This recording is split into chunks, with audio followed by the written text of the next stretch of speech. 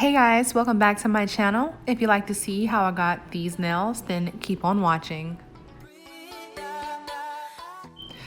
Today I'm going to be using the Pretty Woman Faux Nails, and I got this set from the Dollar General. And right now I'm just going to be taking this acetone professional remover, and I'm just going to be removing all the oil from my nail beds.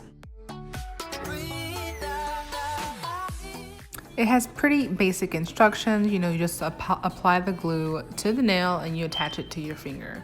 And what I noticed when I opened this set of faux nails, you know how sometimes they normally come with like a cuticle, the wooden stick for your cuticles to push back your cuticle, and a mini nail file. This kit does not come with that, so be wary of that if you do get this kit.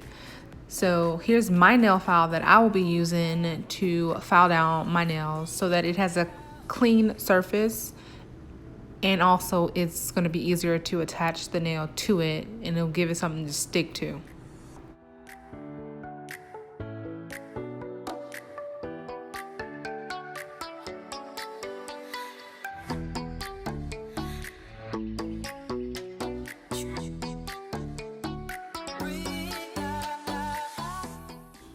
Again, I am in no shape a professional nail tech. I do this in my spare time, and this is just press-on nails. It's very simple, very basic, very easy to do. Anybody could do it, especially since we are quarantined to our houses right now, and we can't really go out and get our nails done. This is a pretty cheap alternative.